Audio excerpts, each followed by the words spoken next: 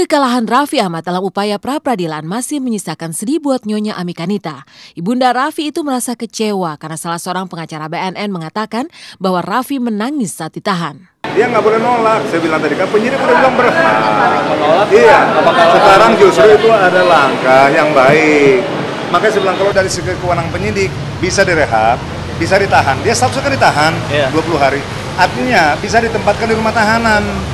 Raffi pernah dicoba itu karena waktu itu gonjang-ganjing pernah dimasukin di tahanan di belakang 3 jam, kemudian nangis-nangis teriak-teriak. Itu yang jadi pertimbangan bahwa kasihan terhadap anak muda gitu ini, ya kan? Marilah dirujuk ke RSKU untuk kemudian diperiksa di asesmen. Nah, berdasarkan asesmen dari RSKU, kita menghargai itu, makanya kita lanjutkan kita rehab. Kita nggak pergunakan kewenangan kita untuk menahan dia, menempatkan dia di rumah tahanan. Sangat bisa dan sangat beralasan kalau BNN mau menempatkan Raffi di rumah tahanan, tapi itu kita nggak lakukan. Ya, yang disampaikan oleh siapa kemarin? Kuasa hukum ya, BNN itu sebetulnya tidak benar. Wajib dong saya mau klarifikasi, tidak ada istilah seperti itu. Bahwa Raffi nangis-nangis, nggak ada hal seperti itu. Mungkin semua juga tahu ya. Saya kira bukan hanya kita sebagai keluarga, teman-teman Raffi juga mengetahui bahwa Raffi kesini itu karena apa. Ini juga mungkin karena keputusan dari BNN waktu itu atas dasar pertimbangan, jadi tidak ada istilah Raffi nangis-nangis sampai teriak-teriak masukin di sel di rutan BNN dan sebagainya. Itu tidak ada seperti itu. Saya yakin tidak ada seperti itu, dan tolong ini mungkin mohon dengan sangat hormat untuk lembaga yang sedang mengadili Raffi sekarang, khususnya untuk BNN, ini adalah upaya klarifikasi keluarga. Jadi tidak membuat statement-statement yang di luar fakta hukumnya sebenarnya. Rasa kecewa semakin menghimpit hati Nyonya Ami karena melihat teman-teman Raffi yang ikut ditangkap di rumahnya sudah dibebaskan. Perlakuan itu dirasakan sangat tidak adil sebab Raffi yang masih harus berbaur dengan para pecandu yang menjalani rehabilitasi. Ya enggak lah gitu kan, ya enggak adil dong, itu kan namanya enggak adil gitu kan, dengan fakta yang jelas-jelas hasil dari teman-temannya kan positif, sedangkan Raffi yang negatif masih tetap dibantarkan. Di sini bukan direhab ya?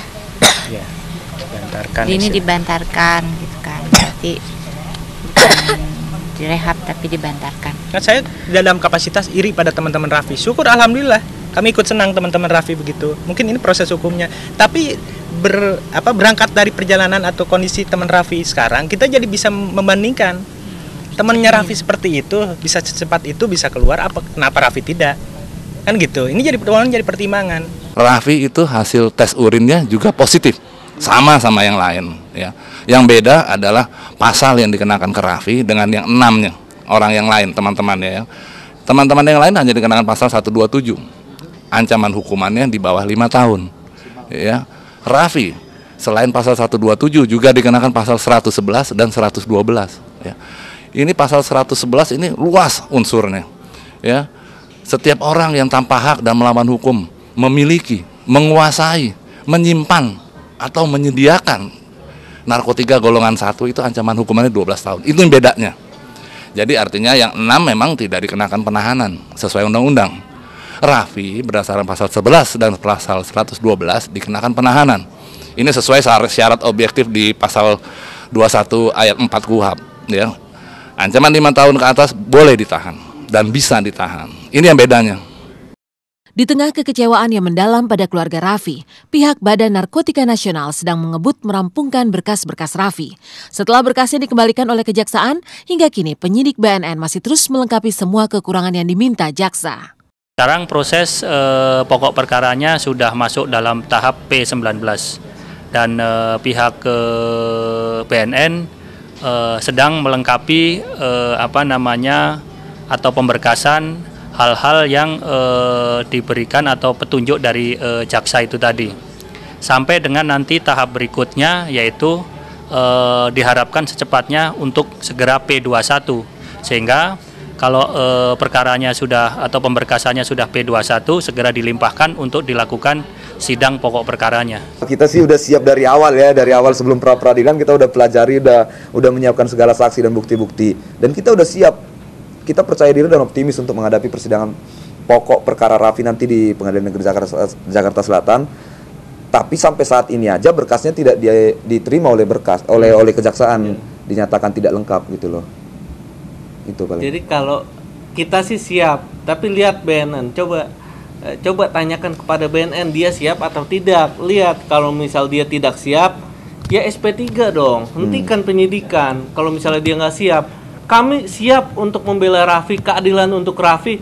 Kita lihat kebenaran-kebenaran yang ada terungkap kok di dalam sidang pra peradilan juga.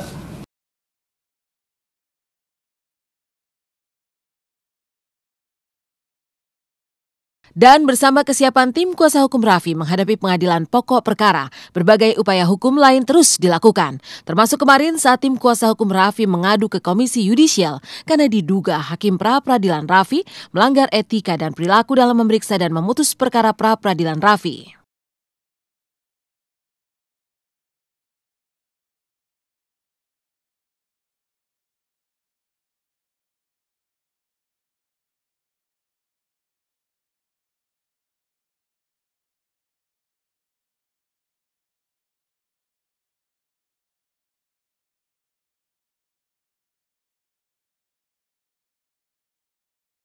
Yang kami laporkan begini, mungkin teman-teman juga mengikuti bahwa dalam persidangan, hakim tunggal yang memimpin persidangan menyatakan bahwa Raffi harus dihadirkan karena Raffi yang bersangkutan adalah prinsipal langsung yang mengajukan permohonan pra peradilan.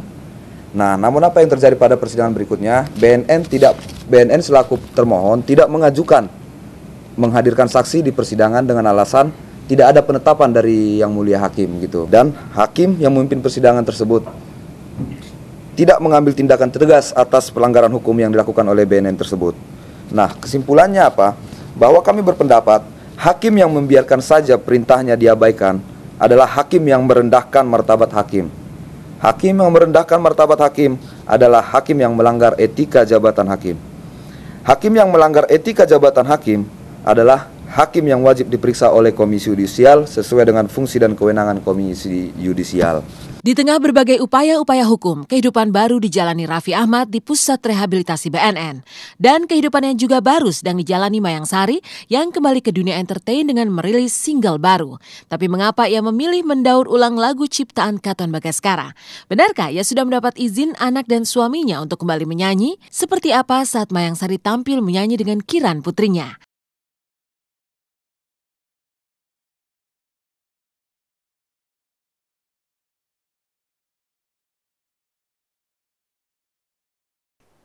Setelah lama menghilang dari dunia entertain, kehidupan baru sebagai penyanyi kembali menggeluti hari-hari Mayang Sari. Tapi mengapa ia memilih mendaur ulang lagu milik Katon Bagaskara? Benarkah demi menggeluti profesi lamanya itu, Mayang telah mendapatkan izin dari anak serta suaminya? Lantas seperti apakah ketika Mayang tampil menyanyi bersama Kiran putrinya dalam acara peluncuran lagu barunya?